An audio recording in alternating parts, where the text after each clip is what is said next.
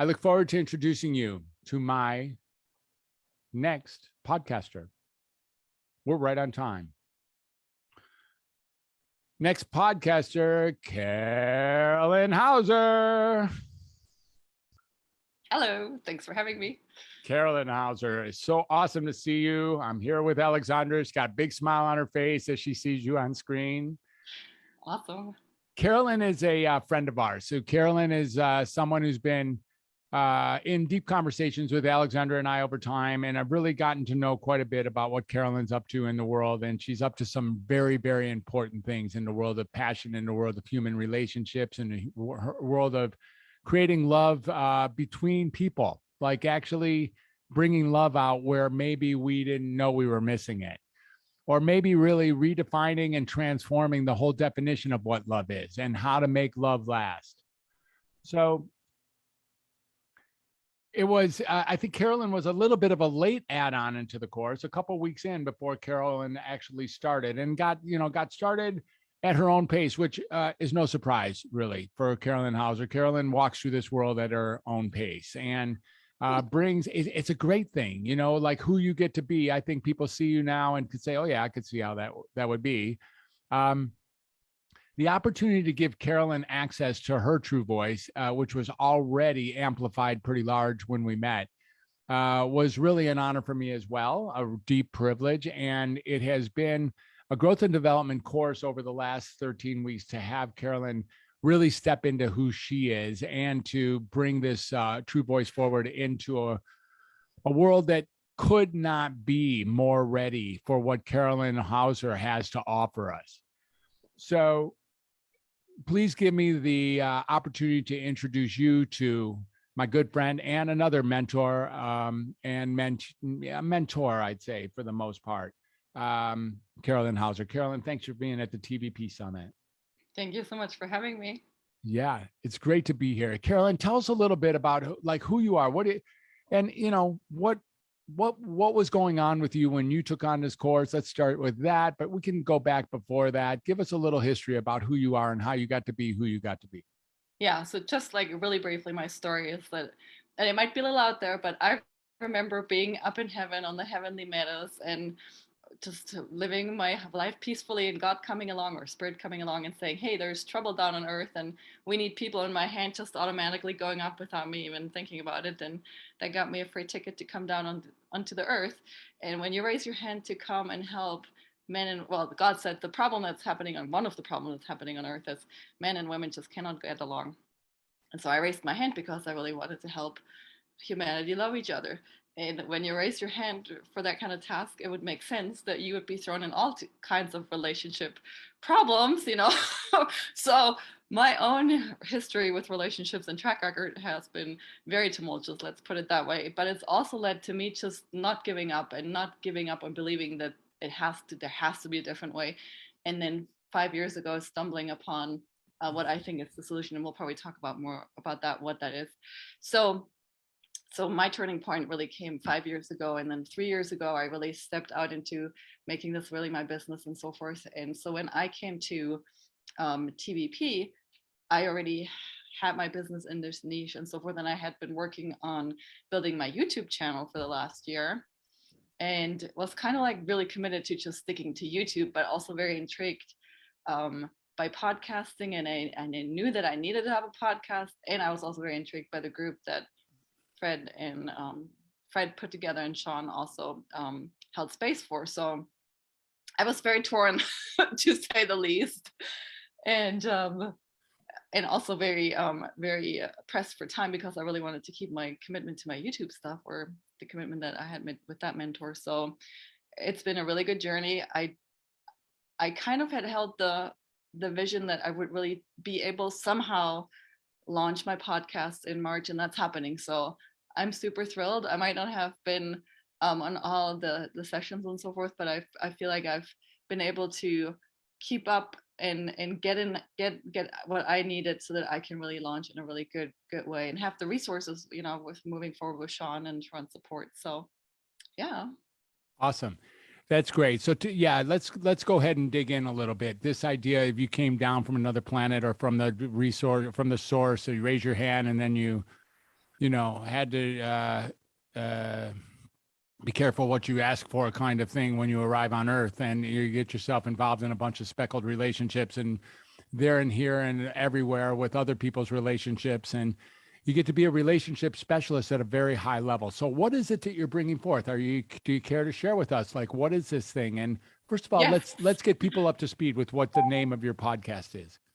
The name of my podcast is How Love Lasts. And then the subtitle is Bonding-Based Lovemaking. That's how love lasts. And so I have to backtrack a little because bonding-based lovemaking, most people don't know what it is. It's not something that I've invented. It's something that's been around for ages in the more ancient spiritual traditions and so forth. And also there's a woman who wrote a book on it, and that book is called Cupid's Poison Arrow. And she really is the one who I owe so much gratitude for, because she spent 16 years of her life with trial and error and basically creating the foundation for the work that I now do with couples, because it's one thing to be able to read this book and then another completely entirely to implement. And so basically what Marnia rediscovered, and her story was very similar to mine, where relationships would start out great and you would be so in love, and then it was heart-wrenching how they either would go stale or just get volatile or fall apart, or just you have like these amazing honeymoon feelings in the beginning and you see each other in such great light and are loving to each other, and then somehow that eludes, and it would just happen over and over and over and over. And so she started out in first researching Taoist texts and tantric texts and so forth, and also finding esoteric Christianity, writings from esoteric Christianity that pointed to us as human beings having basically two ways of making love. One, that the one that we know that is there for procreation, basically, that leads to, well, in the ancient texts they had descriptions of like that this way of lovemaking would drain your life energy, or the fox fairies would steal the man's energy, or like they had it more in a mythical way. But there was a sense that if you engaged in procreation-based sex with orgasm, to be completely blunt, that was not leading to closeness and harmony and stability in relationships, and that there was a different way of lovemaking that did not include orgasm, that was not for procreation. It was still intercourse and still physical, but it just was a completely different way. And today they call it Karetsa and bonding-based lovemaking. So back in the ancient times, they didn't know why this was. They just had a sense for it. And Marnia started experimenting with it, and then over time met what became her husband, and he had already done a lot of research in neuroscience and brain chemistry and so forth, and then the two of them put two and two together. And I'll just stop here for a second and see. Right. So why don't we do this? If we can put Cupid's Poison Arrow in the chat, if it's not already there, and if we can put the word Karetza in there, it's what is it? Karezza. Mm-hmm. So the people can, bonding-based lovemaking. Bonding-based lovemaking is the other topic that Carolin is speaking towards. And yes, I'd love to hear more. And then really what's here is, well, speak to it some more. I love that, you have a podcast that's coming around the corner. I can't wait to hear a little bit about that. But what has happened to you over the last few months? Because I know for sure you've taken some very real strides and put some new stakes in the ground about who you get to be in this world of bonding-based lovemaking. Yeah, so together with Sean, I had a really good little one-on-one session with Sean, and we just realized that I'm really the queen of bonding-based lovemaking, because Marnia wrote the book, but she doesn't really coach people. And when it comes to rewiring your brain in these programs, so the procreation sex that we know is a very deeply ingrained survival strategy for our species, and to overcome that, it's not necessarily, not that it's hard, but it definitely takes certain things, and it takes for some of my clients, it takes emotional healing, because depending on what your childhood attachment styles are, your subconscious might not feel like it's safe for you to bond. I don't know, as the word says, bonding-based lovemaking is based on bonding, and bonding. So there's two sets of chemicals basically that make us feel these certain ways. So with the procreation-based sex, it's mostly a dopamine spike that's comparable to taking heroin or cocaine. And unfortunately, when we have such a spike in our brain, it's not good for us. It makes it so that for 2 weeks after, and scientists have proven this, and Marnia has gathered all this research, and it's all in the book, that when our brain has this kind of an event, it takes two weeks to kind of get back to just feeling normal. And most people don't put two and two together and just keep doing, like, having coffee or more orgasms, or self-medicate, or stop having sex altogether because they just feel drained. But basically, what in the ancient times they called like the fox fairies that were stealing the energy, it has really to do with our neurochemicals.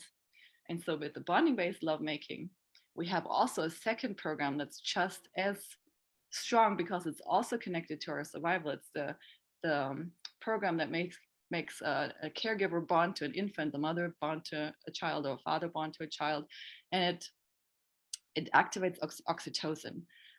So with oxytocin,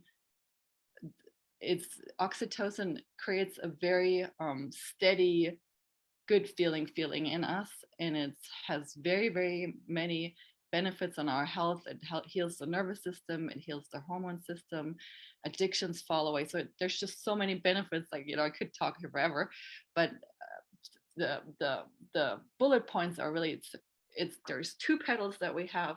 One is procreation based, and it goes towards dopamine, and too much dopamine is really not good for us, and it puts us on a roller coaster and exhausts us basically, and we get exhausted of each other, and it shifts our perception of each other, and that's why we start having friction. And then there's this other way, which, when we do it correctly, creates a dopamine flow and a deep connection, a deep bond. It can heal early attachment wounds because we're literally reattaching in a sense. And as human beings, we need connection to be able to function properly. So when we start getting that, our entire life starts shifting because we start feeling secure and happy. Our health gets better and all of those things. So I'm just going to pause again since I've said a lot. Well, you are saying a lot, and I think it's not that hard to follow. And on the other hand, it might be something new to some of our listeners entirely, who are just going through the motions, or having volatile relationships with their partners, or no relationships at all with any partners, or like really taking on that whatever method is using isn't bringing this level of bond or love. Because it sounds to me like what you're saying is that bonding-based lovemaking is a massive upgrade experientially to procreation-based lovemaking. Yeah. Is that fair? It is, because in my mind, having this, being able to have this kind of connection is really being able to have paradise on earth, because you step into a paradigm all of a sudden where you're truly feeling like you're getting the experience of living this lifestyle is that you're truly getting all your needs met. There's no more fighting who has a higher sex drive or less sex drive. Like, it's not dependent on your libido or your age or any of those things that we think are determine why we don't have intimacy anymore after a time, or some like I said, physical ailments get better, and I mean, everything gets better. Your outlook on life gets better, so you see better opportunity. Money flow gets better because you feel more confident. It's just, yeah. I mean, I'm super passionate about it. Obviously, I would love to spend my whole day just running around and shouting this from the rooftops, basically. Which that's been happening for the last 2 months. When you ask me what's been happening, it's like I've just massively transitioned into being a podcast guest and just being out there and talking about this. Right. Yeah. So I know that guesting has been, at least one of the avenues that you've been exploring, and being a high level podcast guest is something you're interested in and really committed to. And also, like, you do have an opportunity to scream this from the mountaintops, don't you? Mm-hmm. Inside of this realm called podcasting, this is exactly what's available. You can deliver this to tens of thousands of people per day. Mm-hmm. Yeah. Yeah. And so right now I'm maybe at like 2 to 3 interviews a week. And my goal is to ideally, I would like to have 2 a day for 5 days a week. Like, that's what I'm working towards. Mm-hmm. So, yeah. That's cool. That's really great. It's really, really cool. And how are you noticing, where is the resistance here? Who are the people who are like, I don't think so? What are people, why, the people like, yeah, that sounds good for those kinds of people, but not for me. What is the resistance to pursue something that might be such a higher level?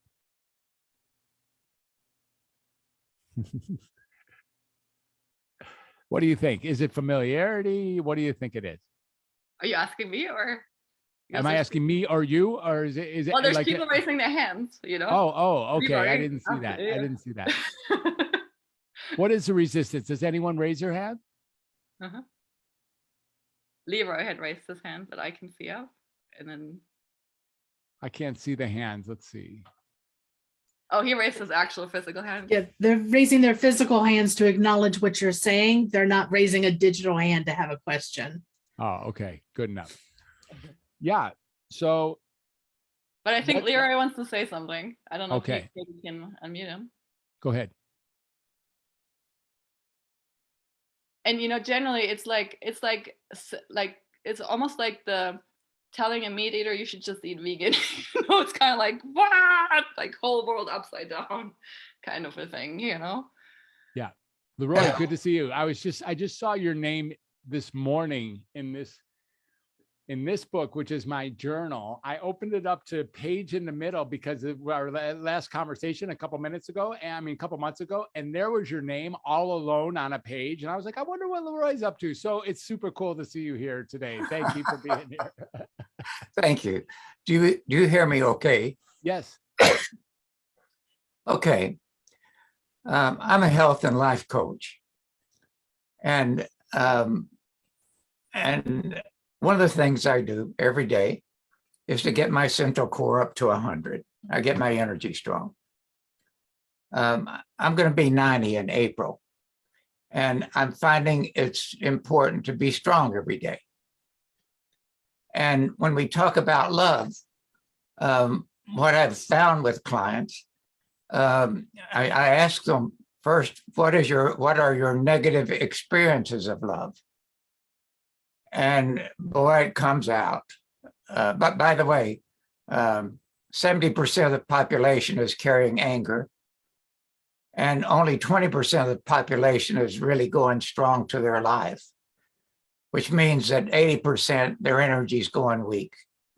Anytime we're irritated, frustrated, upset, reacting, judging ourselves, judging others, our energy goes weak.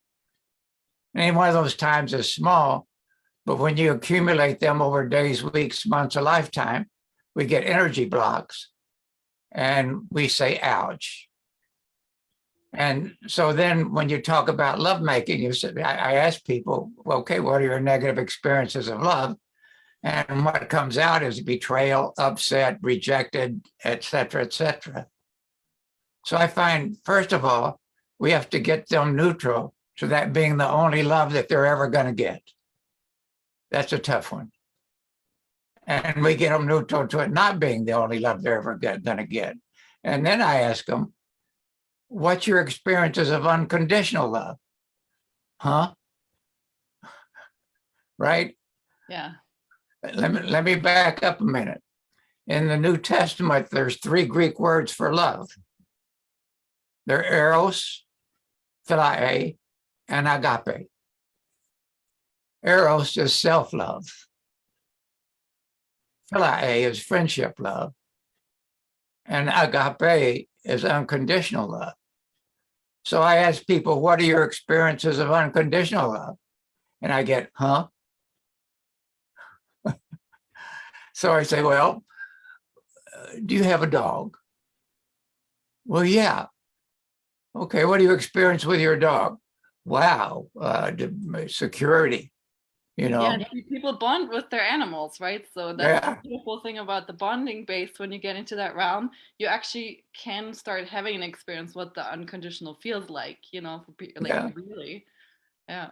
And they'll say, when I met my first love, I can resonate with that one. I met my wife on a blind date about 69 years ago. And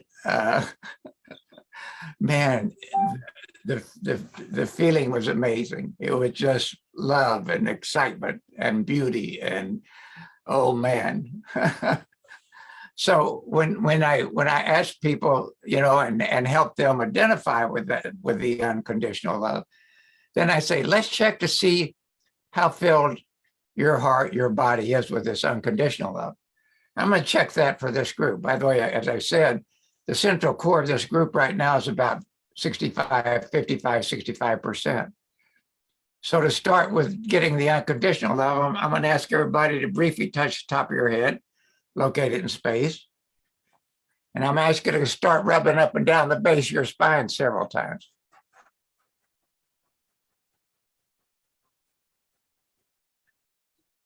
So that got our central core up to about 80 for the group.